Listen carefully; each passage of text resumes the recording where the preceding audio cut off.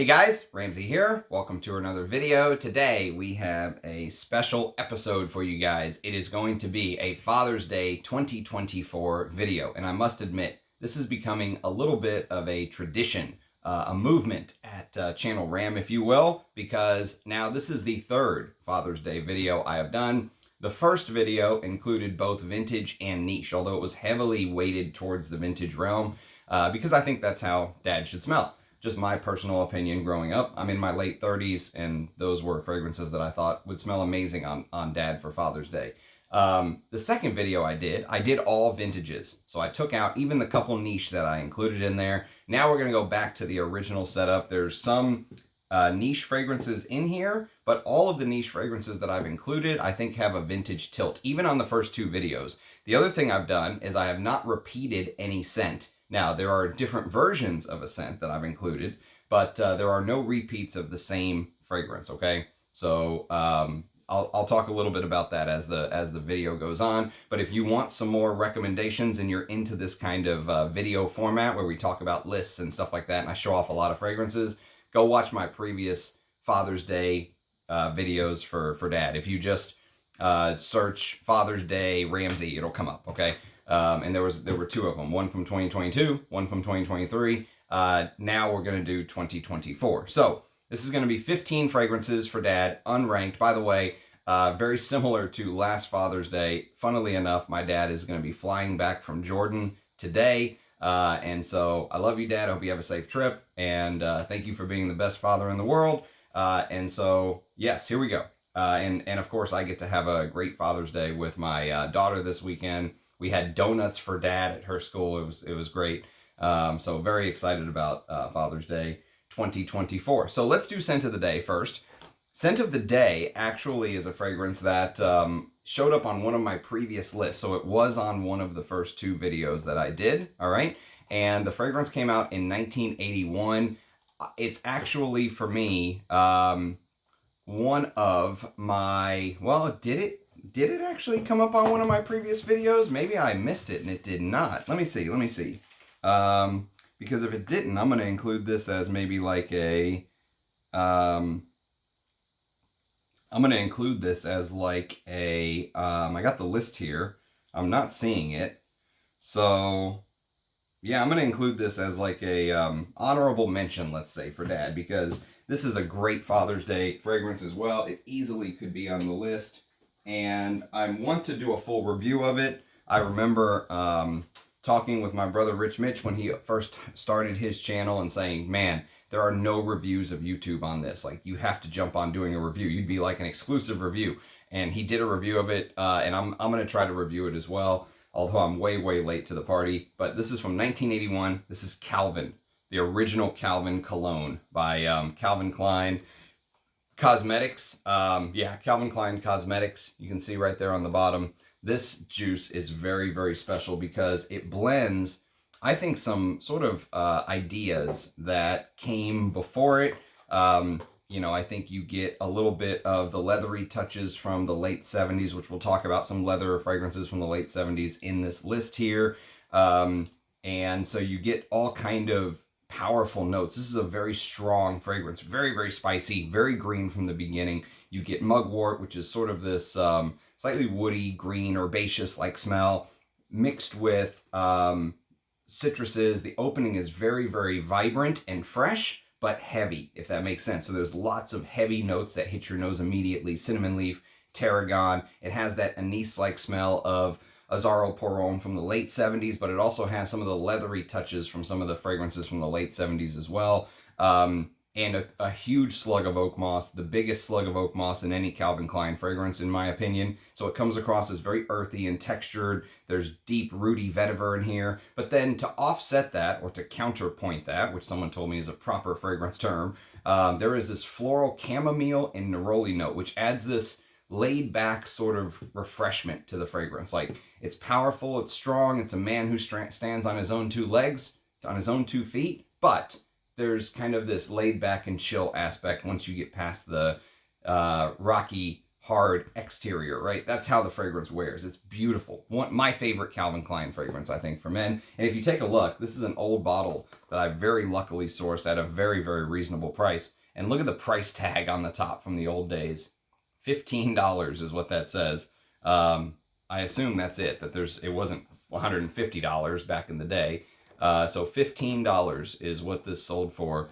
Crazy value. And one of the reasons why I love vintage fragrances, value for money, what they used to sell to the population in general, and you can just smell it. The quality of the materials, the way that the fragrance wears. I mean, this is a spicy green monster for men that I absolutely love wearing. So I think this is going to be a vintage weekend for me starting today. So Calvin by Calvin Klein is my scent of the day. Okay, so let's get into the top 15. Again, this is unranked, so don't look at the rankings of where they are, but number 1 on the list, we have a fragrance from the house of Jil Sanders, who anything from the 1980s or early 90s that Jil Sanders made, if you can get a bottle, go for it. I mean, every single thing they did all the way up to, I mean, the early 90s, let's say, is a huge hit for me. This is probably one of my all-time favorite Jil Sander fragrances, and thanks to my brother Armando, who came through with a very generous gift to me, and this is one of his gifts, and it is Jil Sander Man. Now, you may see it listed as Man Pure. It depends on where it was actually distributed, but right here you can see it just says Eau de Toilette Man, but in some places, like if you go to Parfumo, it'll actually say Man Pure. Same fragrance, just different distribution centers or different parts of the world, if that makes sense. And here's the bottle. Stunning bottle. I love the architecture on the bottle. You know, almost like 2 dice stacked on top of each other, if you will. Big thick cap, and the fragrance, oh man, I don't even have to spray. I mean, it is a spicy, leathery, animalic fragrance from 1981. Probably my favorite year in perfumery, closely followed behind by 1978. Those 2 years are just the all-time great years as far as I'm concerned. But the scent wears like a very soapy leather. So it does, you get the leather, you get the resins, you get the labdanum, you get the oak moss. There's green oregano in the top, which just goes to show Interlude Man was not the first to use oregano. There's oregano in the top and basil, so it's very aromatic and very similar to how Calvin wears. They don't wear the same, but I mean, they both have this vibrancy to the notes. There's so much... the notes feel so alive, even though they all feel part of a conglomeration. You know, it's not like nowadays where they want you to just pick out each individual notes. Everything feels like it's like blended together to create just one molecule of a fragrance. But each individual note inside of that molecule feels vibrant, if that makes sense. Everything feels so alive in these vintage fragrances, and there's spicy nutmeg, which plays the referee and keeps everything in bounds. There's earthy patchouli, but there's old school carnation, which the carnation in this is phenomenal. And of course, there's the castoreum, which adds a little bit of an animalic touch to the leatheriness, but it wears very soapy. There's like a clean, soapy aspect to this. I reviewed this fragrance off of a sample somebody very kindly sent me, and now I have myself a bottle, and I'm very, very happy about it. And I've worn this a couple times since I got the bottle. You can see I put a little bit of a dent in it, and I absolutely love this. This could easily be a signature scent for me, even in the heat. You know, this wears amazing in the heat because of the soapy aspect. So spicy, woody, leathery, soapy, old school, perfect for dad. Even in 2024, these type of fragrances I think are what sets you apart from the average Bleu de Chanel wearer, or whatever the hell you smell out there, Sauvage, all that shit, Aventus clones, whatever the normal guys are wearing nowadays. So 2 killers to start, even though Calvin is a scent of the day, honorable mention, let's say. Okay, next on the list, we have our first niche fragrance. There's only a couple niche fragrances on the list. There's only 2 niche fragrances on this list, but this one is from a house that I really, really would like to explore more, and the reason that I included it right after Jil Sander Man Pure, or Jil Sander Man, if you will, is because this fragrance shares some common ground with Man Pure. Even though this came out in 2011, this is a vintage structure put in a modern niche bottle, if you will. And the house is called Biehl Parfumkunstwerke, or Biehl Parfumkunstwerke, I think is how you're supposed to pronounce it. Biehl Parfumkunstwerke, which basically in German means Biehl perfume works of art, if you will, or artistic works. And so this is AL03 by Biehl Parfumkunstwerke. There you go. And there's the tiny little name right there, AL03. I think some of the marketing on this fragrance or on this brand kept them back, because everything that I've smelled from this brand is pure quality. I think were trying to kind of do what Frederic Malle was doing in the early 2000s. This guy set up this house. His name was Thomas Biehl, and he was the son of the renowned perfumer Henning Biehl. And so he grew up in the industry. He wanted to kind of create a fragrance brand, if you will, an olfactory gallery, as he called it. Frederic Malle called himself a olfactory editor, or a fragrance editor, if you will. And even people like Maurice Roussel were like, I've never heard of a damn fragrance editor before. But so the idea is very similar, and he used some of the best creative perfumery minds. Giza Schoen, Patricia Cho, Mark Buxton made fragrances for Biehl, Egan Olkers, and Arturo Landi, who is the perfumer who made AL03. Arturo Landi. And I'll tell you what, he did a phenomenal job with this. This is basically a leathery chypre. It's a leather chypre, if you will, that has so many twists and turns and bits and pieces, but it ends up coming together to feel like a niche version of Jil Sander Man Pure. So if you're looking for kind of a modern niche that has one foot in the past, AL03 by Biehl Parfumkunstwerke is fantastic. And shout out to Galen from the Etherealist for selling me this bottle at a very, very, very reasonable price. Actually, he may have given me that one for free when I bought something else, now that I'm thinking about it. I don't think I paid for that one. But yes, AL03 by Biehl Parfumkunstwerke. So thank you, Galen. Okay, next on the list, we have number 3. And number 3 on the list is going to be a fragrance from the house of Dior.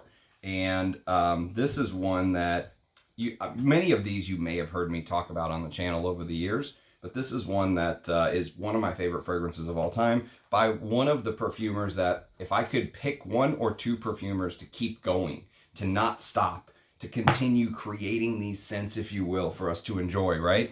This would be one of the perfumers. His name is Jean Martel. He made Paco Rabanne pour Homme, which showed up in one of my previous Father's Day videos, if you will. And he made Jules by Christian Dior from the thumbnail. And I grabbed this one because it happened to have the box with it, thanks to my good friend Natalia from Poland. So thank you, Natalia, wherever you are. I have not heard from you in a while, but I hope you are doing well and you're safe and happy and life is grand. But Jules by Dior basically translates to pimp or player, if you will, which is a hell of a name, by the way. I'm not going to lie. And Jules is, I think, just an absolute out-and-out masterpiece for the kind of perfumes that I like. This is my favorite Dior, especially on the designer side. I guess you could separate the niche line if you wanted to, but this is my favorite Dior. Jules is 1980 release, so it came out a couple years, 1 year before Calvin and 1 year before Jil Sander Man, or Man Pure. And my God, man, it is so green, so spicy. There's a little bit of cumin in here, but the way that the leather and suede combination come together, and all of the different notes and ingredients. There's some very herbal lavender in here, spicy and very woody. There's cedar and sandalwood, which come together. There's a floral heart, which is common. There's some green touches from the tarragon, which, you know, tarragon is a beautiful, one of my favorite notes in perfumery. I love when tarragon is used in a fragrance because it adds that sort of, you know, if you think of something like,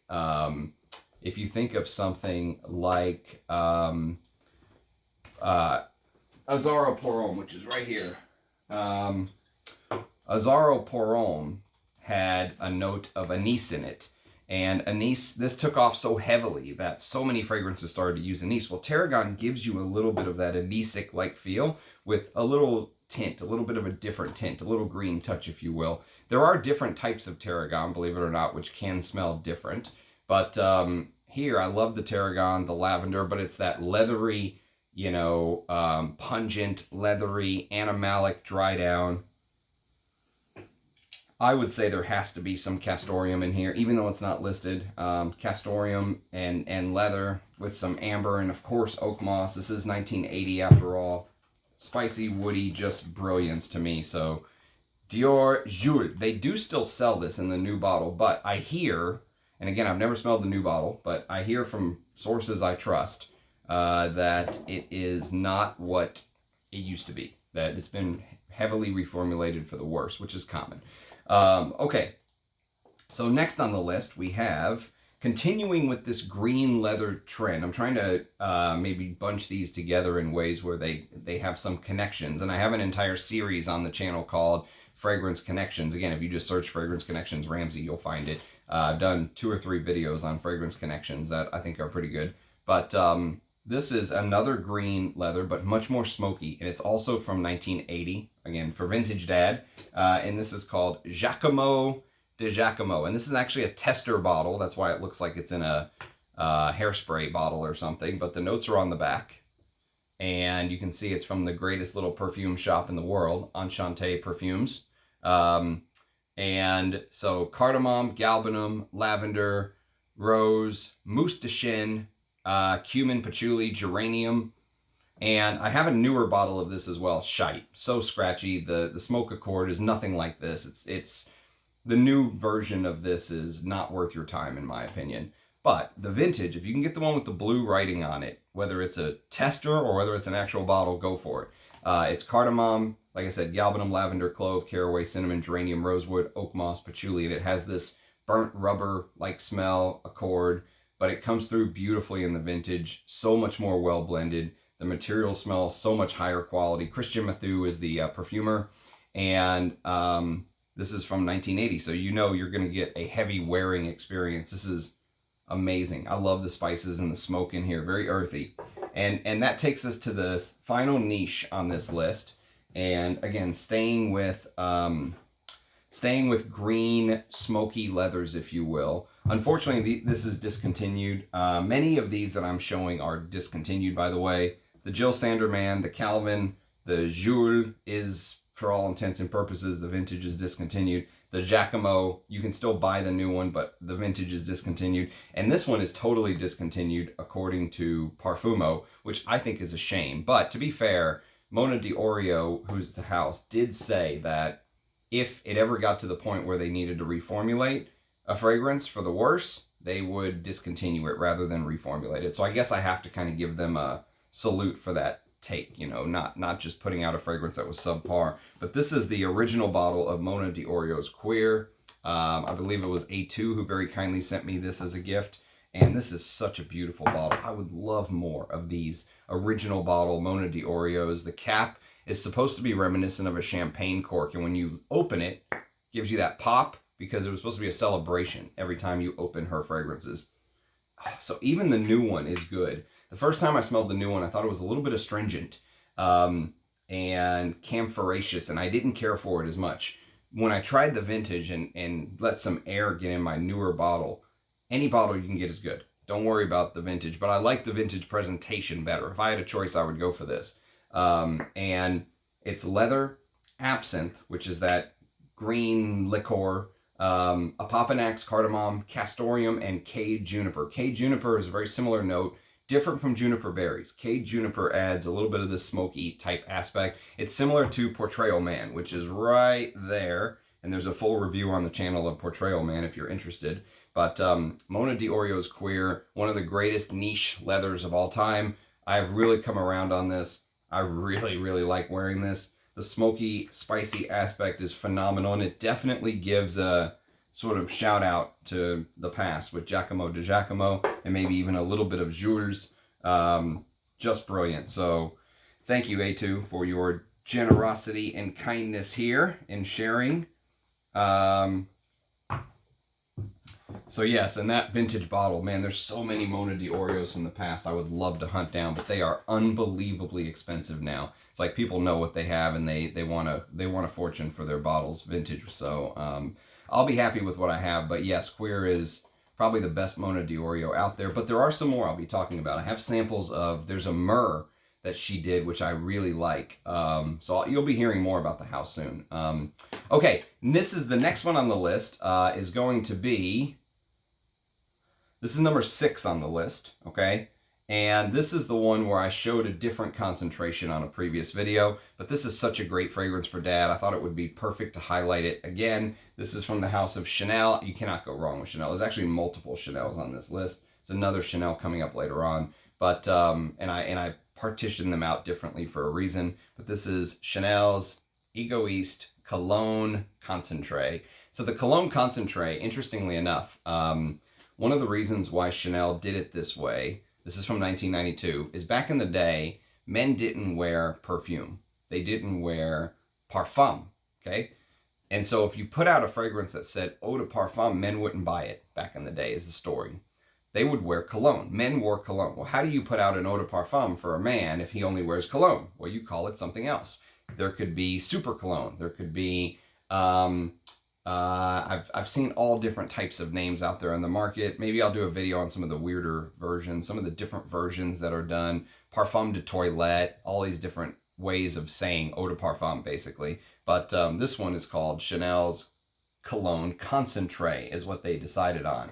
So this is discontinued as well, unfortunately, and probably the most expensive version of Egoiste to go for. Although the newer bottles of Egoiste are fine. They just don't last as long.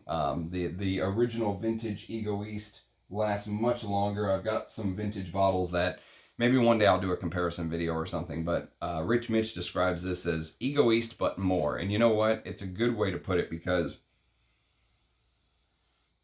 oh my God, it is phenomenal. I mean, probably better for winter, but you know what? I would wear this for Father's Day because it's so classy. I love the rosewood, mahogany, woods combo with the tobacco, and everyone talks about the sandalwood.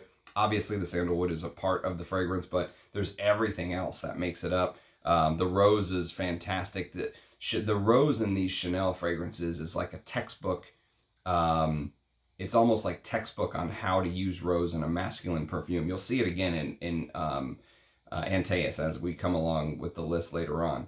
But the rose just, I love how it just comes in like a pirate ship out of the mist or something. You know, the rose just slowly kind of makes this daunting appearance in these fragrances, and I just adore it. I love the cinnamon in here, the carnation, the amber, and of course the leathery take on the tobacco.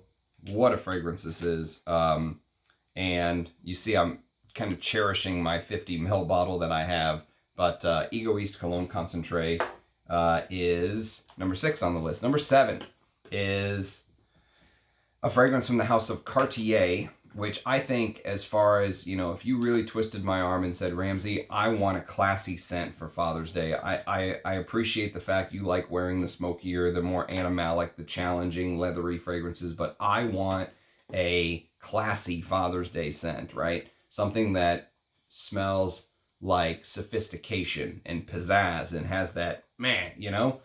This is the one that I would tell you to reach for. Easy. Don't even think about it. This is vintage Santos de Cartier. Now, they still sell this in the new version, and the new version is still quite good. It's just, as usual, a little bit softer. It doesn't last as long. Maybe some of the ingredients in here are different. You know, think about all the different ingredients that change from the year 1981. Again, 1981 release, from what I would consider the greatest year in perfume. And, you know, just think about it. The vetiver oils may be different. The lavender is probably different. Nowadays, they use a lot of lavandin because you get heavier yields, which changes the smell of the lavender. Think about all of the different potential changes, right? There is actually a castoreum note in this, but it's very, very, very toned down, okay? So it's more to the spicy, woody aspect. Lavender, basil, juniper, lemon vervain, bergamot, nutmeg, geranium, pepper, rosemary, vetiver. It's very herbal, aromatic. You know, it has that. It's almost like this fragrance feels like you're flying. You know, like it just cuts through the air. It's so smooth. I think of this fragrance as the fragrance for the man who did not want to wear the heavier Coroses and Antaeuses and stuff like that, right? In 1981, he wanted to be more sophisticated. That's what this fragrance is for. So this is Santos de Cartier from 1981. Okay. So number 8 on the list. Number 8 on the list is probably the only time you'll ever see me show off a aftershave. But just look at how they did this aftershave packaging in bottle from the past. This is one of the best aftershaves I've ever seen in my life. And of course, this is a gift from the great Anuj at Enchanté, who I just showed his name right there, Enchanté Perfumes. People ask me all the time. You can go back to my old videos if you don't believe me. People ask me all the time, where should I get this? Well, I just go Enchanté. Don't even ask me. Just go to Enchanté first. Go to Anuj first. Then if you can't find it from him, then you can go roll the dice on eBay or Mercari or something like that. Because with Enchanté, at least you know it's stored properly. And I once got a bad bottle from him. He corrected it like that. No problem. No ifs, ands, or buts about it. He didn't give me any grief. Just said, don't worry about it. You know, we'll take that one off. And so there's a trust factor there. But the trust goes both ways. Obviously, you can't abuse that trust if he's going to be that generous and kind to you. Those kind of people in the world in 2024 are rare. Anuj is an absolute gem to the community. But he sent this to me as like a Christmas gift or something last year. And I was shocked. I almost wanted to slap myself for not having smelled this before. And this is one of the brilliant parts of being a vintage hunter or a vintage lover of perfume. There's so much out there. Everyone thinks, oh, I have a huge amount of knowledge up here. There's stuff like this. There's so many bottles like this and fragrances like this I have not yet smelled. Still, right now, even as I'm talking, that are out there. That, I mean, you have an entire lifetime of stuff to basically smell. It never ends. The journey literally never ends. And this is called Monsieur de Couturier from 1978. Again, probably my second, or sorry, excuse me. This is from 1976, not 78. Another great year. But what makes this so special is this is a fragrance composition by Raymond Chaillan, who I consider to be one of the greatest perfumers of all time. I really think he's an all-time legend, and he's done a bunch of stuff that I have yet to smell. I recently reviewed a fragrance from him called Monsieur Carven from 1978, which I loved. And there will be a review coming up of Marbert Man from him, which is one of my favorite fresher honey fragrances. He also did Ho Hang from 71, Givenchy 3, which is one of my favorite kind of floral green chypres for women from 1970.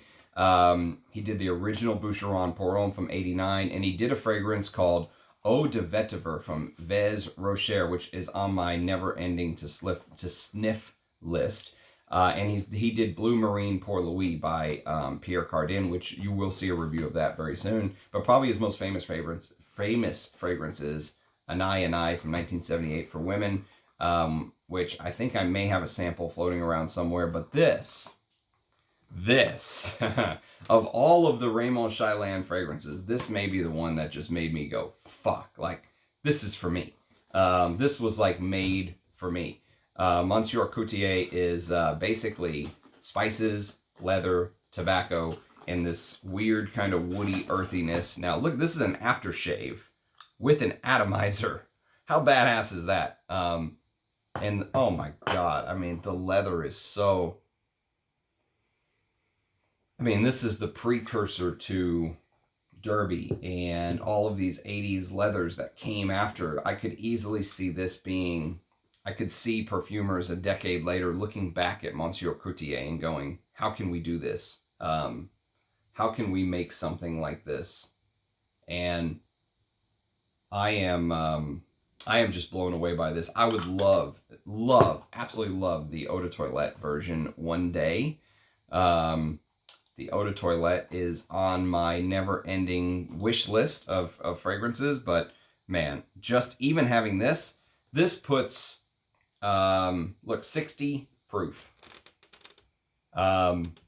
This puts modern perfume to shame. This aftershave right here puts modern perfume to shame. Oh my god, it is just...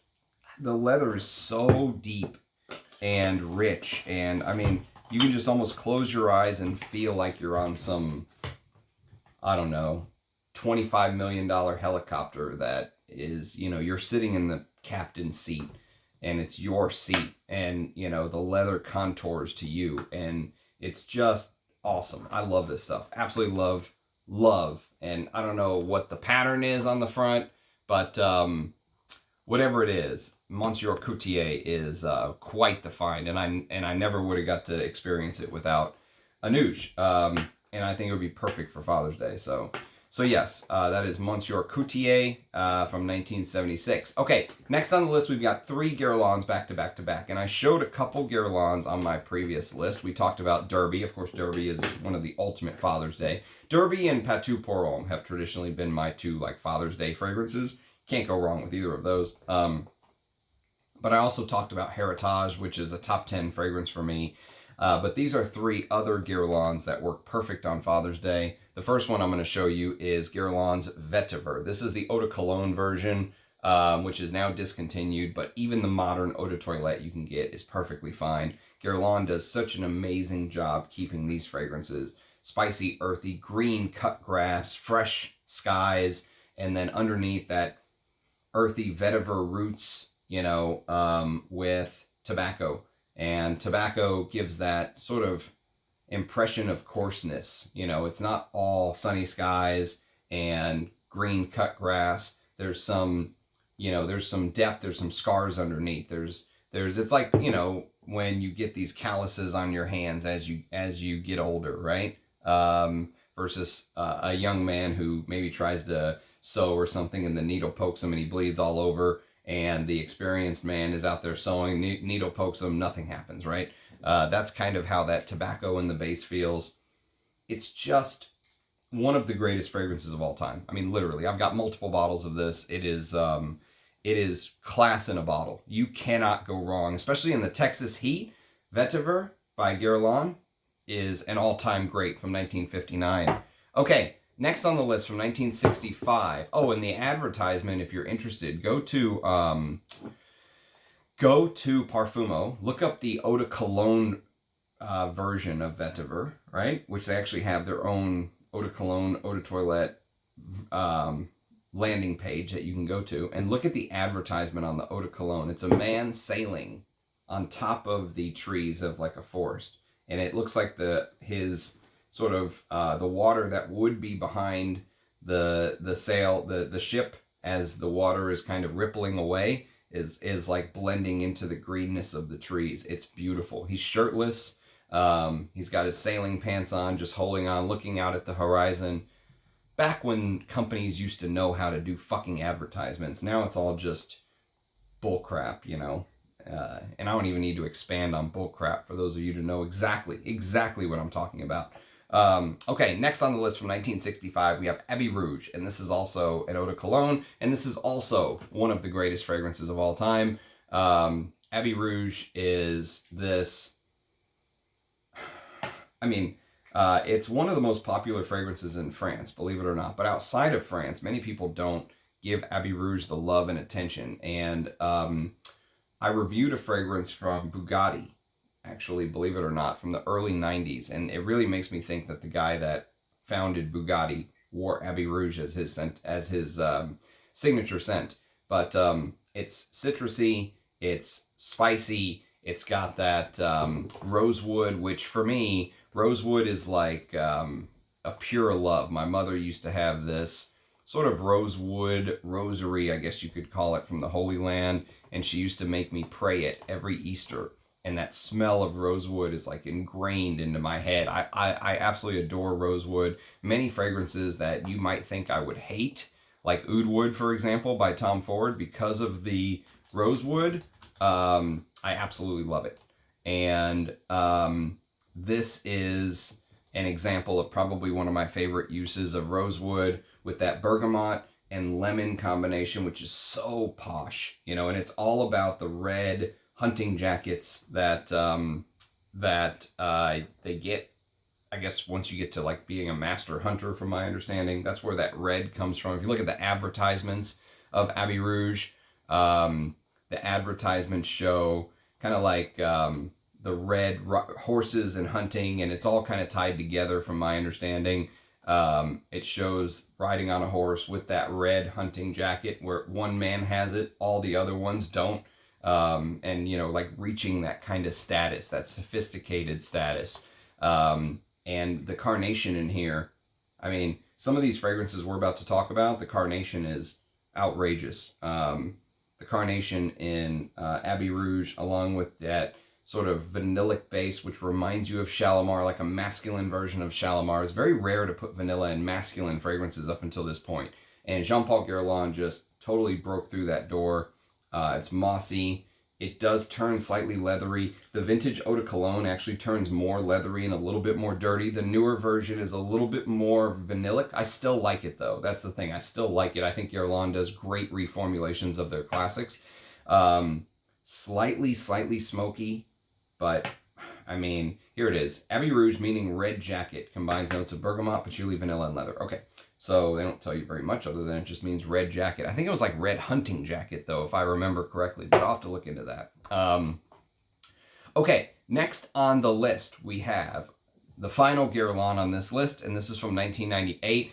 And this is part of Jean-Paul Guerlain's Centurion project. That was the original working name of Derby. It was called Centurion, and that's where the eagle bottle comes from. It was supposed to be like a centurion's breastplate, and this one's called Coriolan, named after the great Roman general Coriolan. You can look up the backstory. It's an amazing backstory, and it's almost a Civil War type backstory, and it makes it even more interesting if you think about Jean-Paul Guerlain going against LVMH, almost like an internal civil war going on. But this is also technically considered a leather chypre, but it wears much different from how you're thinking when I say that name, if that makes sense. It's much more sprightly, and I actually have a review of, or a comparison video between Coriolan and what ended up replacing it. You know, Guerlain loves changing fragrance names into a fragrance called Lame Dune Eros, which basically means the soul of a hero, if I'm not mistaken. And again, Coriolan, the soul of a hero, a famous Roman general, it all goes together. But there are some differences. Thierry Wasser had to reformulate for modern times, if you will, from my understanding, for Lame Dune Eros. But I have a comparison video on the channel. You can check it out. But Coriolan, even though it's classified as a leather chypre, it wears much brighter. There's very bright, fresh notes. Like if I was going to wear a leather chypre in summer, this would be the one to wear. The Neroli, the Petit Grand, the Lemon, the Sage, it all gives that sprightly, you know, bright, fresh, green take on a chypre. There's basil to add to the greenness.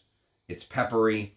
And only later on does it give slight leathery hints. Really, it's more mossy, spicy, green, woody kind of thing. But it wears so beautifully in the heat. I love Coriolan. And the bottle is maybe like a work of art. It's supposed to be, I believe, a gun, like a gunpowder pouch. And even though the parts of it feel kind of cheap, the design is absolutely beautiful. Robert Grenay is the designer of the bottle. But discontinued. This only lasted a couple years from my understanding. It did not sell well at all because it was a fragrance created for the 80s that was basically released in 1998. It was the last big masculine release LVMH allowed Jean-Paul Guerlain to do, which really sucks when it's his house. But you know what? He did it to himself. He never should have allowed LVMH in, ever. You know, and I know he wanted the money, he wanted the backing, he wanted the distribution, all that stuff. But it's like making a deal with the devil, in my opinion. He should have kept them at bay. Never should have made that kind of deal. He should have kept Guerlain in the family. Should have had Patricia Nicolai be the perfumer. Whoever, one of his grandsons, whoever it's going to be at the next generation. Even if he brought in a Thierry Wasser, you know, he could have kept Guerlain. And now I feel like they're just another faceless sort of entity of LVMH. Dior, Celine, Guerlain, is there really any difference? It all just feels like they all just blend together nowadays. So that part makes me sad. But the old Guerlains are some of my all-time favorites. So that's Coriolan. Smell amazing on Dad. Very classy scent for Father's Day. At number 11, number 12, we have a fragrance from the house of Capucci. And this is one that I just recently acquired, again, thanks to Armando, but it deserves to be shouted out, and I think this is so classy. One of the guys who told you is like an up-and-coming frag head that I work with, he ended up buying a bottle after smelling this on me at work, and he said of all the bottles he's purchased, this is his wife's favorite, and it's actually all the way back from 1967. So you talk about going to the past. Remember, the 50s and 60s were very I don't want to say boring, but they were very bland for masculine perfumery. Masculines weren't supposed to be, a man wasn't supposed to be wearing a perfume in the 50s or 60s. You weren't supposed to smell a fragrance on a man. You could maybe smell some aftershave, but it was supposed to disappear after half an hour or an hour. So these type of fragrances were very rare. But I do think this was like the precursor of what was to come. And we'll talk a little bit about, I think, what this inspired. But this is called Sang Royale by the House of Capucci from 1967. It is a spicy animalic fragrance that, quite frankly, reminds me of Antaeus. It reminds me of a 50s or 60s version of Antaeus. So if you think about, there's the bottle. And if you think about, and this is discontinued too, by the way. Again, these are meant to be something you go hunt for. You're going to have to hunt these down. This is not something you just go to your local Macy's and buy a lot of times.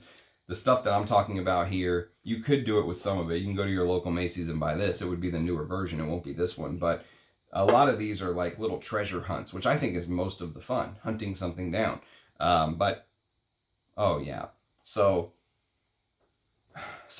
if you can imagine that lemony, citrusy sort of top in Eau Sauvage, right? The original Eau Sauvage, or Chanel's Pour Monsieur, that style of lemony, citrusy, and imagine putting it on this animalic, slightly green, leathery base, right? But in a 1950s, 1960s style, okay? That's Sang Royale. And it is beautiful. I'm not going to lie. It's so, it's a little strange, right? Because for the 60s, you're used to smelling stuff like Eau Sauvage or, you know, whatever it is, Pour Monsieur, Chanel's Pour Monsieur, the Eau de Toilette. And you smell something like this and you're like, damn. I mean, you could maybe compare the animalics here to something like the use of animalics in Monsieur Lanvin, which I reviewed Monsieur Lanvin on the channel. If you're checking that out, that could also easily be on this list. But this is something that has, you know, there's I think 4 total in this line, and there's 4 total: Jour d'Et, Hypnos, Corpse Foul, and this one. And so this has really made me want to smell the other 4. But I really, really like Sang Royale. It is right up my alley with the use of animalics and that slightly leathery castoreum feel. So yes, that is would be perfect on Dad for Father's Day. Okay, 3 left. Number 13. So I think that inspired Antaeus, because how can I do these lists year after year after year and not show Antaeus for a Father's Day list, right? This is perfect for Dad, in my opinion, because, and again, there is a video on the channel comparing Antaeus Sport Cologne, which many people don't even know existed. I used to think it only ran for a year. It actually ran, I think, for 5 to 7 years. I'm not 100% sure, but somewhere around there. And then they mistakenly, one of Chanel's biggest mistakes, I think, was discontinuing Chanel's Antaeus Sport Cologne. Because in the summer, the Sport Cologne is phenomenal. If you gave me one Sport Cologne, one Sport versus the regular, I could wear Antaeus Sport in the summer, and I could wear Antaeus in the fall and winter, and be a happy ram. Seriously, it could be like, that could be it. I could throw everything else away, and I could just go back and forth between those two. But Antaeus is, I mean, every time. It gets me every time. Antaeus is spicy, woody. It's a leathery sheeper. I have a full vintage Hall of Fame review on Antaeus. It's my favorite fragrance, along with one of the next ones coming up on the list. But the way that the myrrh is earthy and resinous, and it kind of counterpoints with that very sharp, desiccated clary sage that's very earthy and leathery and aromatic. And then again, the way the rose comes in. Remember how I talked about the rose in Egoiste, right? The rose just kind of just comes in out of the dark in Antaeus, and it's almost like Antaeus the god is stuck in the ground and the rose like sneaks up on him. And it's just, and then of course that metallic leathery castoreum. And the thing about Antaeus that always gets me is the way there is this blend between dirty, animalic, challenging 80s fragrance and Chanel class. You know, this upper class Chanel. Yes, indeed. You know, there is just this head held high, come darling feeling of Chanel, of wearing a Chanel, and it's here in Antaeus. It absolutely is, and so I would have no problem wearing that to an important business meeting, Father's Day, you know, anything, anything important. I would not hesitate to wear Antaeus. I think it just reeks of masculinity, and it reeks of somebody taking charge, you know, in a world where, well, there's a lot of problems with our world, but in a world where it feels like you need somebody to take charge, that is a fragrance that goes perfectly for Father's Day. Okay, number 14 on the list. Number 14, I'm going to show the unopened bottle, although I reviewed this off of a mini, and Armando sent this to me. I really enjoyed this. This is a fragrance from Avon, actually. You can see the vintage short ingredient list. They don't create this one anymore. This is also discontinued, believe it or not. It was last marketed by Avon. And it says right there, copyright Avon 1984, which is when it came out. Base Notes had 85 listed, but it's actually Parfumo was right. Aha! And I actually prefer Parfumo to Base Notes. Base Notes, literally, you click on something and it takes like 10 seconds, 15 seconds to load. You're like, did you even click on the damn thing? Like, they need servers bad. I mean, I understand that guy brought Base Notes to where it's at, but he needs help. He needs help. He needs money infusion, help, something. It's just in 2024, I can't sit there and wait 20 seconds for a page to load. It's crazy. So I love Parfumo. Parfumo is my preferred, let's say, fragrance database, if you will. But Feraud Pour Homme is spicy, citrusy, leathery. It has this almost crisp, burnt, not burnt, but baked, dry cardamom in the top. Very spicy and almost like a much more wearable. Remember, this is 1984. This is 1981. So you could draw a direct line from Sang Royal in 67 to Antaeus to Feraud Pour Homme. All of these would smell great on Dad for Father's Day. Every single one.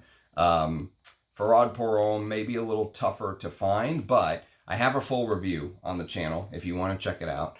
There is so this was like a collaboration between Avon and Feraud.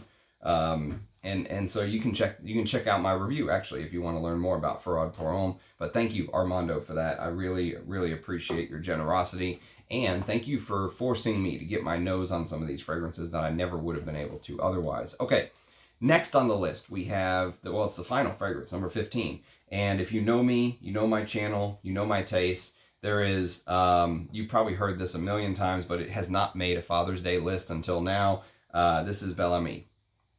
So Bel Ami means beautiful friend, and I mean, I don't even know what to say about Bel Ami at this point yet. I need to do a Vintage Hall of Fame review, but I'm just like, very similar to when I reviewed Antaeus. It's like, what in the world am I going to say?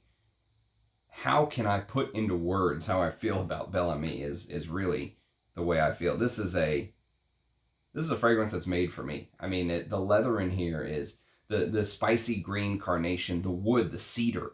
Everything in here feels ancient, you know? Like you've wandered into some parallel universe where you're living in real time, but you're smelling things from the past. And it always reminds me of my uncle had a boat in New York, and he would, of course, in the winters, it would just sit there. Him and his brother owned it, I think, or something. And we would go, and I remember one time we went for the very first time of the season, so it sat all winter, right? And everything was closed up, and you walk into the cabin down below, and the wood just felt old. The leather felt cracked and aged, and you could feel the cracks in the leather, and yet there was something so beautiful about that smell. Just being in this cabin, you know, with worn leather, wood that feels like parties had happened in. Maybe people smoked in there and it kind of seeped into the wood a little bit and changed the color. You know, the leather is slightly smoky. That's why I mentioned that. But it's a orris root and leather, so it's got that orris, earthy, irisy thing. I mean, it's a Jean-Louis Suizac, and I really do think Jean-Louis Suizac is one of the greatest perfumers to ever make a fragrance. He created some of the all-time greats, from Dune for Women, Fahrenheit, Bel Ami, OR Black by Pascal Moribito, which is very, very underrated, and also from 1981. Opium Secret de Parfum. There is a very funny story about Jean-Louis Suizac that YSL so messed up the opium formula in one reformulation. They gave it to some junior perfumer or something. I don't know what this true story is, but this is a rumor that I heard. That they had to call Jean-Louis Suizac out of retirement to come back and fix their fuck up, which he did, because it's his fragrance, and damn it, he probably wants it right. He's probably like, stop fucking with my shit. But yes, I mean, I think he's one of the all-time greats. And interestingly enough, there are some fragrances credited to him on Parfumo. I don't know if they're true or not, but like Nishane has a fragrance called Credo that's credited to him from just a couple years ago. A woody, spicy fragrance. Suede and oud and cardamom and osmanthus. I would love to smell that. If that's actually his work, that is right at the top of my to sniff list. So anyways, that is my 15 fragrances for Dad, Father's Day 2024. If you are a father, happy Father's Day. Enjoy the day. Enjoy the time with your child or kids. Some of the best moments are spent with your children. And so I appreciate everyone watching, commenting, liking, subscribing. We're very close to 9,000 subscribers, and we keep on keeping on. So it's a pleasure to do these videos for you guys. Cheers, and I'll catch you next time. Bye-bye.